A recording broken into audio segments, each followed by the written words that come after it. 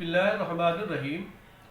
آج کی اس ویڈیو میں مفتی صاحب رحمہ اللہ سورۃ تغابن کا وظیفہ بیان فرما رہے ہیں کہ سورۃ تغابن تمام مشکلات کے حل کے لیے ایک اکثیر نسخہ ہے، اور پھر آپ اس کے پڑھنے کا طریقہ بھی بیان فرما رہے ہیں، اور فرما رہے ہیں کہ سورۃ تغابن سفر حضر ہر وقت آپ اس کے ساتھ تعلق رکھیں، یعنی سورۃ تغابن پڑھتے رہیں تو اللہ تعالیٰ آپ کی تمام مشکلات حل کر دیں گے۔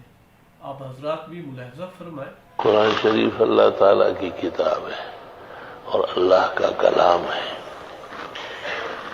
اول سے اخیر تک معجز ہے، یعنی مخلوقات اس کی نظیر لانے سے عاجز اور بے بس، نہ معنی میں، نہ الفاظ میں، نہ جامعیت میں۔ قرآن کریم کی ہر صورت میں اور ہر آیت میں اللہ نے رحمت، مہربانی، شفا، صحت، توانائی، عزت، افتخار، فتح، نصرت، کونین کی خیر و عافیت رکھی۔ بعض صورتوں کو بعض مفاخر حاصل ہے، بعض صورتوں کو بعض فضیلتیں حاصل ہیں۔ ان میں سے یہ صورت جو تغابن کے نام سے ہے، جو آج نماز میں پڑھی گئی، بزرگان دین کا مضبوط وظیفہ رہا ہے۔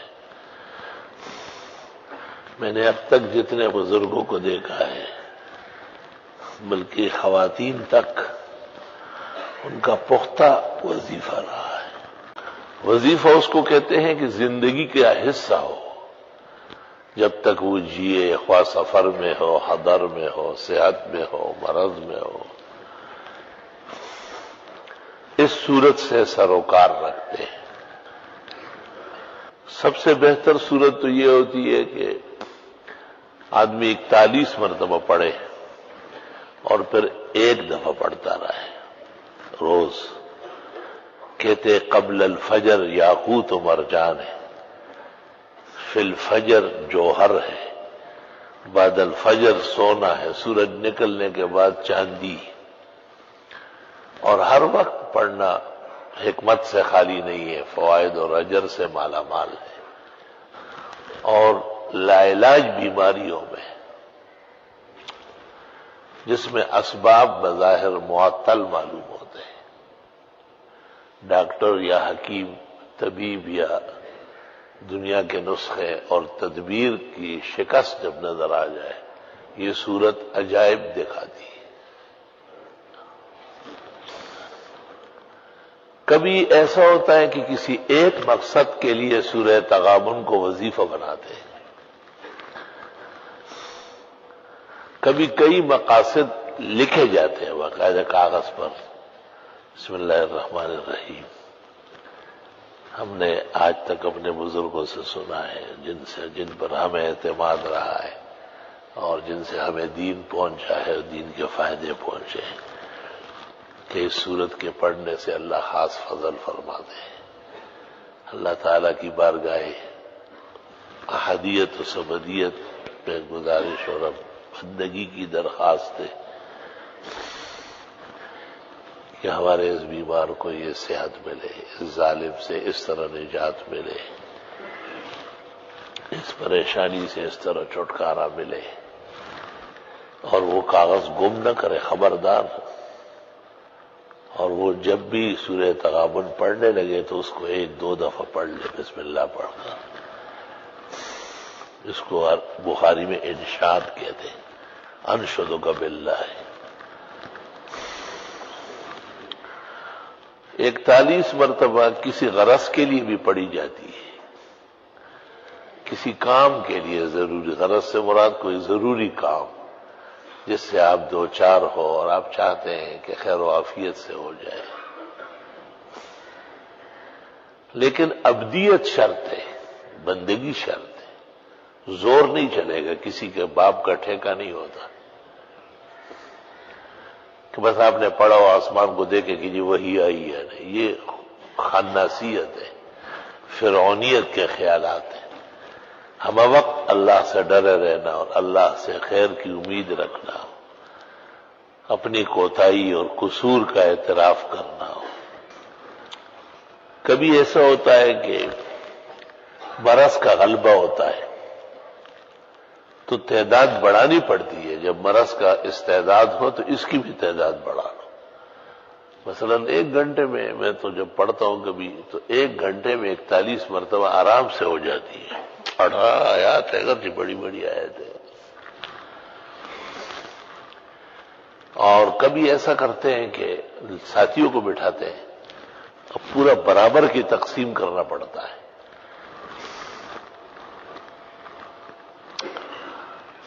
قدیم زمانے سے یہ دستور ہے کہ لوگ بیماروں کے لیے خصوصیت سے پڑھتے ہیں، خاص کر وقت فجر میں فجر کی نماز ایک ہی جگہ با جماعت پڑھ لیتے، جیسے اپنی مسجد میں پڑھ لی، اور پھر جہاں مریض ہو اور کوئی عذر نہ ہو، تو ایک خاتون ہو تو مرد کیسے وہاں جائیں گے، اگرچہ وہاں بھی طریقہ ہے کہ وہاں دوسرے کمرے میں مردوں کو بٹھایا جائے اور درمیان میں ایک حصہ کھول دیا جائے، لوگ وہاں سے نہ آئے جائے، اور ان سے گزارش کی جائے کہ آپ 41 مرتبہ سورہ تغابن پڑھ لیں اور تسلی سے پھر ایک ہی دعا کی جائے۔ میں نے آج تک زندگی میں جن کے لیے پڑھی ہے یا پڑھتے، میں نے ان کو نقصان میں نہیں دیکھا ہے، 100% فائدہ ہوا ہے۔ ہمارے ہاں یہ دستور ہے کہ جس طرح مسجد میں اعلان ہو جاتا ہے کہ بھئی فلاں آدمی بہت بیمار ہے، بہت دن ہو گئے، تو امام صاحب 10-15 آدمی جو قرآن شریف پڑھنا جانتے ہیں ان کو ساتھ کر کے وہاں چلے جاتے، چاروں طرف بیٹھ کر کے سورہ تغابن پڑھ لیتے، اور پھر وہ گرم چائے اور پراٹھے اور سب چیزیں ناشتہ جیسے انسانوں کا طریقہ ہے، اور اس کے بعد دعا ہوتی ہے۔ تو ایک دفعہ ایسا ہوا کہ ایک جگہ جانا ہوتا تھا لیکن ان کا کچھ اور خیال تھا، لوگ عجیب عجیب ذہنیت رکھتے ہیں، تو میں نے ان کو کہا کہ یہ سورہ تغابن جس طرح آئی ہے اور پڑھی گئی ہے آپ اس طرح اہتمام کریں۔ انہوں نے اس طرح کیا، اسی دن فائدہ ہوا، انہیں کئی مہینے سے پڑھ رہے تھے۔ بعض لوگوں کا کردار، اخلاق، بدخلقی، شیطانی دماغ وہ فائدوں کے لیے رکاوٹ بنتی ہے۔ واقعہ مثلا یہ کہ جی ہم پیسے دے دیں گے، لوگ گھروں میں کھانے گا، یہ دستور کے خلاف ہے، ادھر ہی ہونا چاہیے۔ تو انہوں نے اس کے لیے پورا اہتمام کیا، ایک باورچی گھر بلایا اور اس کو کہا کہ صبح آپ پراٹھے بنائے، چائے بنائے، انڈے بنائے۔ اس کو مذاق لگ رہا تھا، جب اس کا باپ بچ گیا نا، میں نے کہا تجھ جیسے بے غیرت بیٹے کی وجہ سے یہ باپ 3 سال سے پڑا ہوا تھا اور 3 سال میں 300 مرتبہ پڑھوایا ہوگا۔ اس کو یہ بے عقلی اتنی ہے کہ یہ نہیں کہ یہ اہانت ہے، طالب علم کہیں جائے، لوگ چلے جائے پڑھ لیں۔ انسانوں کی زندگی کا تقاضا ہے کہ احترام اتنا ہی ضروری ہے جتنا پڑھنا ضروری ہے، بلکہ بعض صورتوں میں تو احترام ہی کا فائدہ ہوتا ہے۔ میں ہمیشہ یہ کہتا رہتا ہوں، اور ایسے لوگ میں نے آنکھوں سے دیکھے کہ ان کے بڑے ادب و احترام سے پڑھواتے تھے تو بہت فائدہ تھا۔ ان کے بیٹوں میں وہ بات نہیں، کارخانے لوٹ گئے، بٹوارے بری طرح ہو گئے، نان شبینہ کے محتاج ہو گئے، لیکن عقل نہیں آئی۔ یہ عذاب الہی کی قسم ہے کہ آدمی کو پٹ لگ رہی ہو اور اس کو بالکل سمجھ نہیں آ رہی۔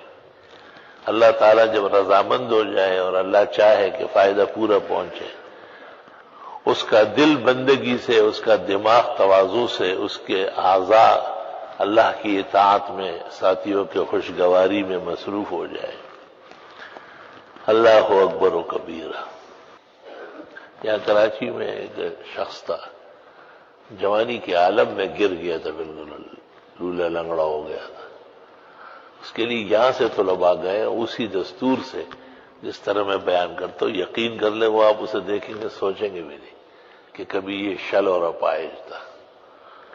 بالکل صحیح سلام، اگرچہ وہ ناشکرہ ہے اور بے قدرہ ہے، اس نے ادارے کی طلباء کی وہ قدر نہیں کی جو اس پر فرض تھا۔ وہ پھر یہ ہوتا ہے کہ جب آئندہ پکڑا جاتا ہے تو نہیں چھوٹے گا، پھر یہ دستور ہے۔ جیسے آپ نے کسی کے ساتھ احسان کیا اور اس نے الٹا تپیڑا دکھایا تو آئندہ پھر آپ بچتے ہیں، اس کے حق میں پھر دعائیں قبول نہیں ہوتی۔ ابھی بھی جب سانس کا یہ دورہ شدید تھا تو میں نے سورہ تغابن بکثرت پڑھی۔ بچپن کا وظیفہ ہن تلادی، ابن مسعود کہتے یہ تو میرے بچپن کے اعمال میں سے ہے، وہ شوق سے پڑھا۔ تو وہ رات کو بھی 41 مرتبہ پڑھا، صبح فجر میں آنے سے پہلے بھی پڑھتا رہا، اور متفکر بھی بہت زیادہ تھا۔ تو میں نے ایک خوبصورت جوان دیکھا، بہت حسین جمیل اور تمام اعضاء سے پر، حسن سے پر۔ تو میں نے پوچھا کیا نام ہے؟ کہا ذالک یوم التغابن، سورہ تغابن۔ اللہ اکبر، کہا آج آپ کو صحیح طرح کھڑا کر دیتے ہیں۔ اللہ اکبر و کبیرہ۔ بعض صورتیں متشکل ہوتی ہے باقاعدہ۔ اسی طرح لا علاج قسم کے مظالم سے، اندھیروں سے بھی سورہ تغابن مؤثر ہے۔ یہ ہمارے طلباء چونکہ مسافرین ہیں اور بے گھر و بے در ہے، ان کا منہ بہت زیادہ مبارک ہے۔ طالب کا بہت اونچا مقام ہے، اس کو قطبیت کی ضرورت نہیں، غوثیت کی ضرورت نہیں، یہ ہمتن ولی ہے۔ کہتے ہیں شاہ عبدالعزیز صاحب محدث دہلوی بیمار تھے اور طالب علم ان سے پڑھنے آتے تھے، بہت بڑی تعداد ہوتی تھی۔ ہندوستان میں اتنے طلباء کبھی جمع نہیں ہوئے جتنے شاہ عبدالعزیز کبار علماء و محدثین میں سے تھے۔ طالب علموں سے کہا جاتا تھا بھائی بخاری کا ختم کرو، آیت کریمہ، وہ کرتے ہیں اپنے حساب سے، تھوڑا پڑھا تھوڑا چھوڑا، آگے پیچھے۔ شاہ صاحب نے کہا نہیں، کچھ نہیں ہوا۔ شاہ صاحب نے کہا اچھا ایسا کرتے ہیں کہ آپ لوگ پڑھ تو رہے نہیں نا، میرے لیے دعا کرتے ہیں، تو بس اجازت لے لو آج میں بھی دعا کرتا ہوں، رخصت ہو جاؤ۔ میں پڑھا نہیں سکتا ہوں، طبیعت اتنی خراب۔ اس دن طالب علموں نے پڑھا، شاہ صاحب ہنستے تھے، فرمایا 25 سال کی بیماری ایک لمحے میں ختم ہو گئی۔ ان کی سفارش اتنی تکڑی ہوتی ہے۔ اللہ کی شان ہے، مجھے خوف ہے کہ اپنے لیے بھی دل سے نہیں پڑھتے، توجہ اتنی کمزور ہے ان کی، اپنے لیے بھی نہیں پڑھتے۔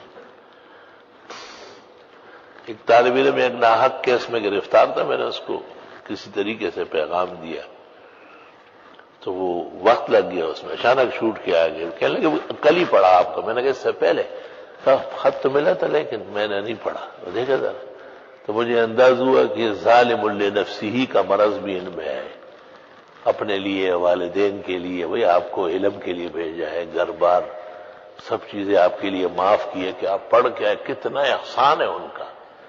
جوان لڑکا زمیندارہ کرے، بہترین فصلیں اگائے، دکانوں پہ بیٹھے، تنخواہیں لے، ہر کام کر سکتے ہیں جوانی کے عالم میں، تو وہ سب آپ کے لیے معاف ہے، اور آپ سے یہ توقع ہے کہ آپ علم نبوت حاصل کریں۔